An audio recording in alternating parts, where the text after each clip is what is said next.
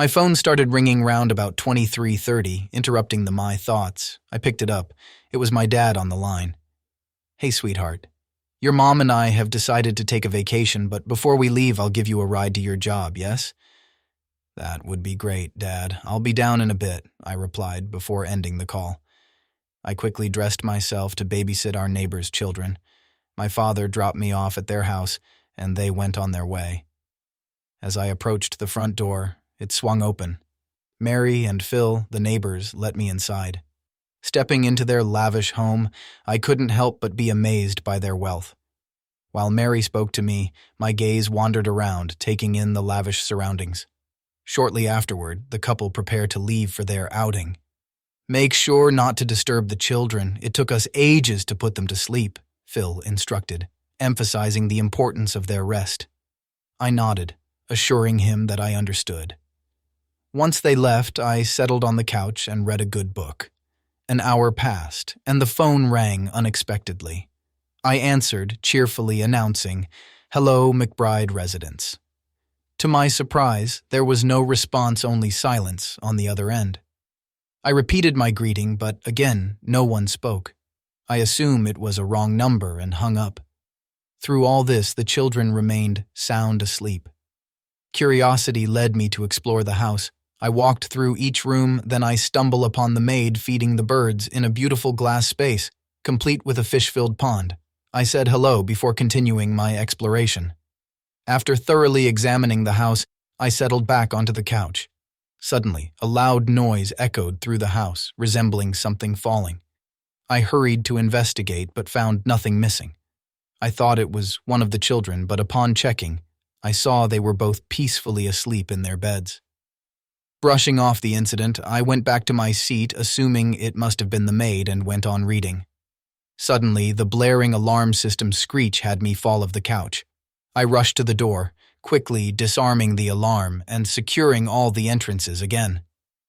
Just then, the phone began to ring. I answer.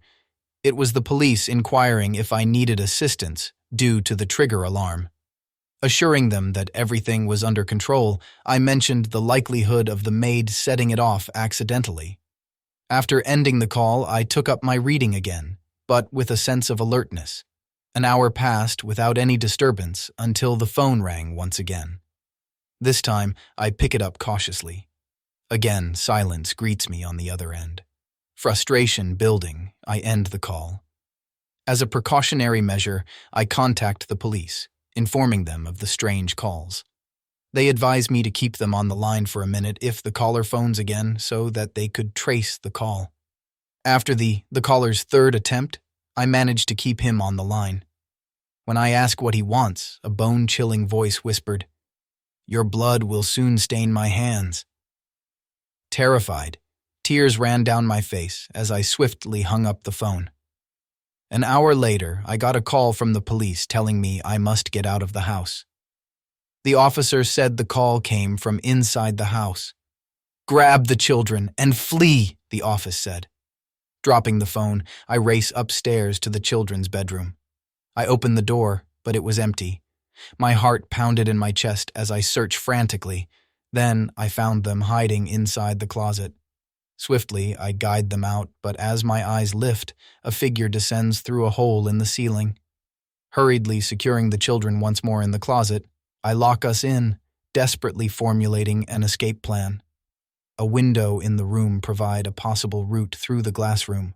Crawling through, I instruct the children to hide while I conceal myself under the bridge in the pond. Remarkably, the children manage to flee from the glass room. Hidden underwater, I see a horrifying sight, a lifeless maid, drown at the hands of the intruder. Soft screams escape my lips, followed by the water. Resurfacing, the man pulled me by the hair, wrenching me above the surface. I was full of fear as I stare into his empty, cruel eyes. Yet I refuse to surrender easily. I pick up a rock from the water and strike him forcefully on the head. Escaping from the glass room, I locked him inside and desperately searched for an exit. Suddenly, a loud crash echoed through the house as he shattered the glass. The children, seizing their opportunity, dashed towards the front door. The dead-eyed man discovered our presence and violently pulled me down to the ground. In an act of pure desperation, I fought back with every ounce of strength, refusing to give in to fear. In a desperate move, I grabbed a nearby kitchen knife and plunged it into his hand. The excruciating pain caused him to release his grip, giving me a chance to escape. As I bolted towards the front door, I heard the sirens. The police had arrived just in time. They apprehended the intruder just as the children's parents arrived at the house, very relieved that the kids were okay. The dead-eye guy was arrested, but not long after, a news bulletin announced that he had escaped from prison and is on the loose. "Oh no!" I screamed. The chilling news sent shivers down my spine. I looked out the window and saw shadows dancing in the darkness. The house now felt like a prison. I knew that the nightmare was far from over, and we would have to keep our eyes open if we were to survive whatever horrors this escaped killer would bring our way.